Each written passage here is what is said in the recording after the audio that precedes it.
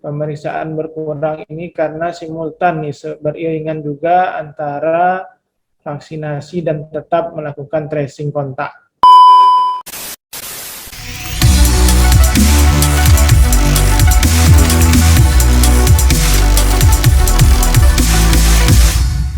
Corona makin menggila, hari raya akan tiba. Ini situasi yang rumit bagi kita, apalagi bagi orang Sumatera Barat dan para perantau yang ingin pulang. Kalau biasanya perantau dielu-elukan, dihambuk-hambuk rayakan, nah sekarang dia tidak pulang, apa yang akan diberikan oleh provinsi kepada perantau. Tapi sebelum itu tadi saya sudah janji ke Pak Bayu dulu. Pak Bayu. Ya, ya Bang. Saya lihat kemarin itu Polresta Padang menjaring orang-orang tidak bermasker, kemudian dibawa ke Polresta Bang. Ya, Polresta, kemudian diberikan pembinaan. Nah, yang ingin saya tanyakan di Mapolres lain bagaimana, Pak? Ya, jadi perintah Kapolda seluruh jajaran untuk sudah melakukan upaya-upaya penegakan hukum. Makanya tadi kemarin Abang lihat katanya di Bukit Tinggi ya. Jadi semua jajaran sudah berupaya untuk sudah tidak ada lagi sosialisasi karena kegiatan sekarang ini kan COVID makin bertambah ya, kian hari itu beberapa hari ini kian bertambah. Jadi sudah tidak ada kegiatan lagi untuk sosialisasi. Jadi tujuannya supaya ada efek jerah buat masyarakat bahwa protokol kesehatan harus tetap diutamakan, terutama penggunaan masker untuk mencegah penyebaran COVID itu Bang. Jadi untuk keseluruhan jajaran melakukan tindakan yang dilaksanakan di Polres seperti Polresta gitu Bang. Ya. Oke. Pak Bayu, apa ada laporan yang perlawanan enggak? Saya nggak mau pakai masker, ada enggak terdengar dari daerah? Sementara tidak ada, mereka ya walaupun awalnya enggak berupaya tapi mereka mengikuti saja karena polisinya juga banyak, mungkin Satpol PP-nya juga banyak. Itu kan bisa perorangan, jadi intinya tidak ada alasan untuk tidak dibawa untuk diambil tindakan gitu Bang. Benar. Ini kayak razia gabungan ya. Kalau sudah seperti ini tidak ada lagi acara untuk melawan. Pokoknya laksanakan gitu ya. Mudah-mudahan apa yang dilakukan oleh aparat kita dan dibantu Satpol PP di daerah membuat Sumatera Barat daerah yang kembali nyaman, tidak lagi oranye apalagi merah bagi corona, karena makin merah dia makin tinggi risikonya, polisi makin sibuk, kan gitu Pak? Ya, betul Bang. Berdiri lagi di simpang-simpang jalan, pakai mic, menyiarkan masyarakat agar ke rumah dan seterusnya. Kita kan tidak mau juga polisi disibukkan oleh bukan tugas utamanya. Ya kan? Ini kan kesehatan Pak, bukan tugas polisi sebenarnya nih. Tapi sudahlah, karena ini memang wabah. Nah, ada harapan lain tidak dari kepolisian, Pak? Ya, intinya kita berharap pada masyarakat untuk patuh protokol kesehatan.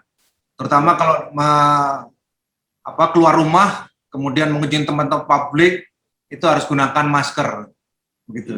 Ya, kita berharap kepada pengelola juga, pengelola baik itu kafe, tempat mall dan sebagainya, di situ kan ada security, pengelola itu wajib memberikan arahan ataupun menghimbau kepada pengunjungnya untuk tertib protokol kesehatan, itu Bang.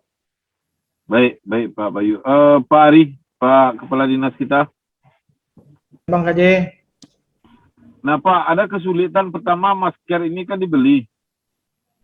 Ya. Karena tidak ada uang betul sebenarnya. Tidak semua orang bisa beli masker walaupun itu murah, itu satu. Kesulitan kedua, tempat-tempat cuci tangan yang dulu ada pada bulan Maret 2020, ada sabun, ada tempat cuci tangan. Nah sekarang sudah pecah, airnya sudah tidak ada dan segala macam. Gimana memantaunya tuh Pak? Jadi dua hal, satu masker, kedua tempat cuci tangan di tempat-tempat umum. Iya, untuk masker ini sebenarnya kan kalau dibeli seperti masker yang dipakai oleh petugas medis kan memang butuh biaya yang banyak juga Bang Kaji. Tidak-tidaknya masker kain yang selama ini sudah pernah kita pakai itu kan masih bisa kita manfaatkan ya, yang pernah dibuat oleh banyak pihak ya, termasuk UKM, ada SMK yang buat ya, itu bisa kita pakai.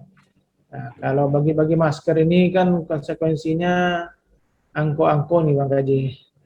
Ya, Nah, jadi kalau kita sepanjang memang tersedia anggaran, kita akan siapkan masker ya sesuai dengan kebutuhan yang ada. Tapi tidak mungkin lah, karena seluruh masyarakat mau kita maskeri dengan dana APBD, tidak mungkin dong Bang Gaji. Jadi ya, harapannya masker yang sudah ada selama ini pun sebenarnya masih bisa dimanfaatkan.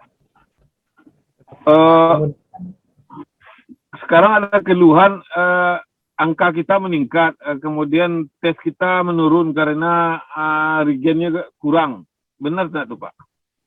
ya, jadi pertama Bang Kaji, pemeriksaan berkurang ini karena simultan nih, beriringan juga antara vaksinasi dan tetap melakukan tracing kontak positif COVID, kontak erat Bang Kaji. Ya, Nah, alhamdulillah sekarang kita dibantu nih TNI Polri Bang Kaji. Jadi biasanya yang tracer di wilayah puskesmas itu adalah petugas puskesmas, sekarang tracernya dibantu TNI Polri, Babinsa dan Babin Kaptipmas ikut bantu sekarang Bang Kaji. Sehingga tidak terlalu litak lah gitu tenaga kita yang di puskesmas kan. Ya, karena yang mau vaksin agak susah ya.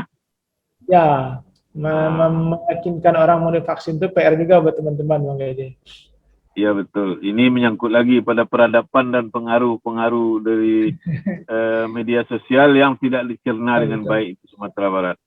Baiklah. Mana kepala Pol PP kita yang baru tadi? Pak. Yes. Pak Pol PP. Ya, Nah, berapa personil yang dikerahkan di Sumatera Barat untuk mencegah penularan COVID ini, Pak?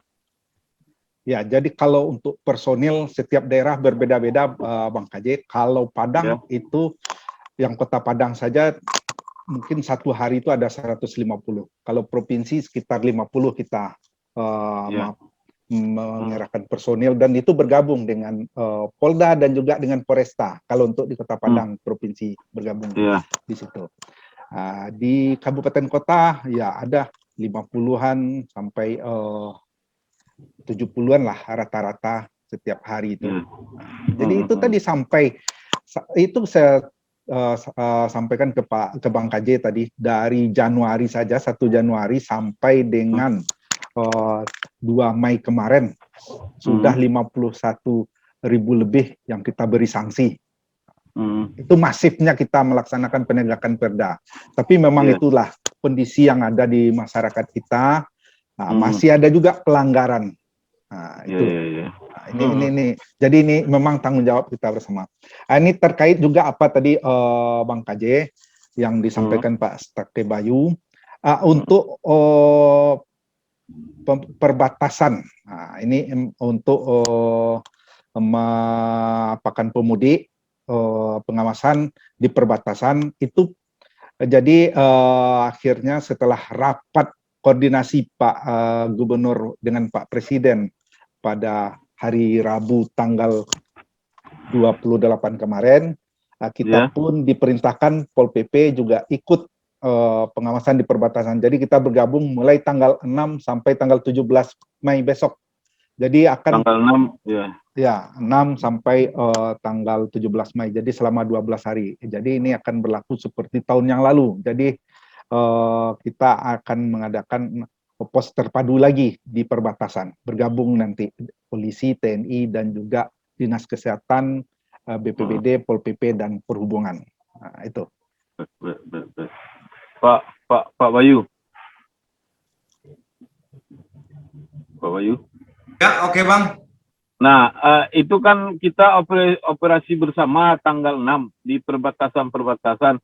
Bukankah mereka sudah pada pulang sebelum tanggal 6? Ya. Memang ada beberapa masyarakat yang sebelumnya sudah pulang mudik terlebih dahulu. Karena mungkin takut dengan tanggal 6 sampai 17 itu tidak bisa mudik.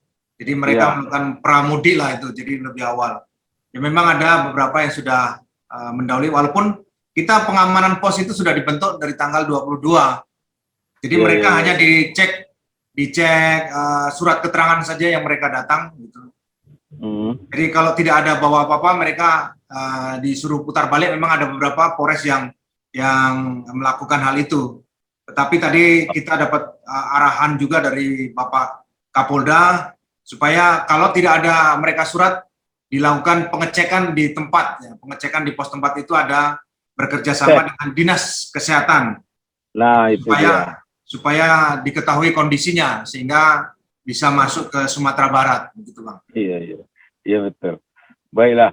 Pak Bayu udah terima WA bahwa mobil putar balik belum ya? Ada WA lucu-lucu? Udah? Ada beberapa memang. Padang.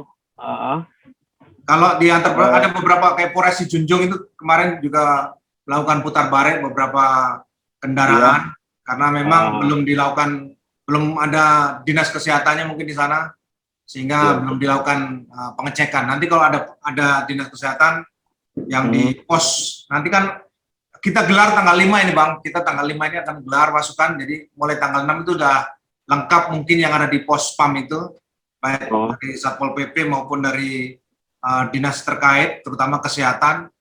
Mereka kalau ada masyarakat ataupun kendaraan yang akan masuk ke wilayah Sumatera Barat, nah itu akan dilakukan cek kesehatan mereka, terutama masalah negatif COVID. Kalau negatif COVID ya diizinkan untuk masuk ke wilayah Sumatera Barat. Begitu, kalau Bang. positif kita bawa ke rumah sakit. Ya kalau ada positif, dari Polres Jajaran sudah menyiapkan juga ruang-ruang isolasi, tempat-tempat isolasi yang disiapkan di wilayah tersebut. Jadi yang sudah terlanjur jalan, misalnya nekat, kalau dia positif, jangan takut karena akan ada ruang isolasi yang manusiawi di kampung sendiri, ya kan? Betul Bang. Baiklah, Pak Kadis Kesehatan kita yang mana beliau?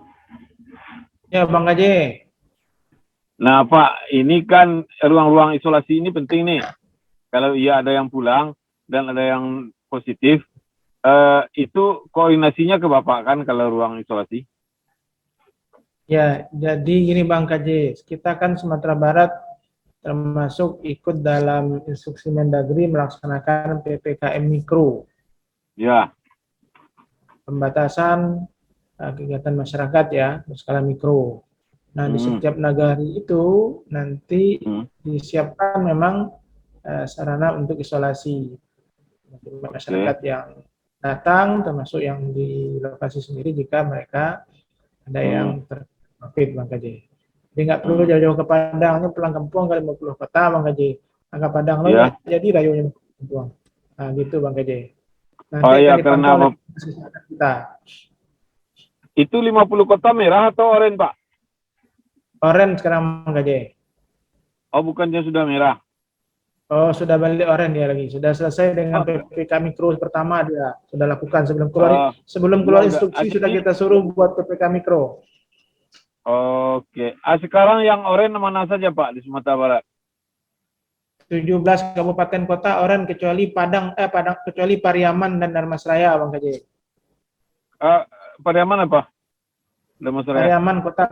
Kota Pariaman kuning, Dharmasraya kuning. Sisanya oranye. Oh begitu. Jadi memang perlu penanganan lebih serius ya bagi semua kita. Saya kira bukanlah perlu aparat saja Pak. Tokoh-tokoh masyarakat tidak dilibatkan. Ya, kita berharapkan nanti di kabupaten kota teman-teman puskesmas dan jajaran itu ikut serta. Kemarin waktu kita rapat terakhir Prokopimda banyak dukungan termasuk dari MUI, kemudian dari Kementerian Agama lewat penyuluh agama dan guru-guru madrasah disiapkan untuk bantu kata Pak KJ. Baik Pak, oke. Nah, saya ingin lanjut ke Pol PP lagi, namun saya harus berhenti dulu untuk pariwara berikut ini.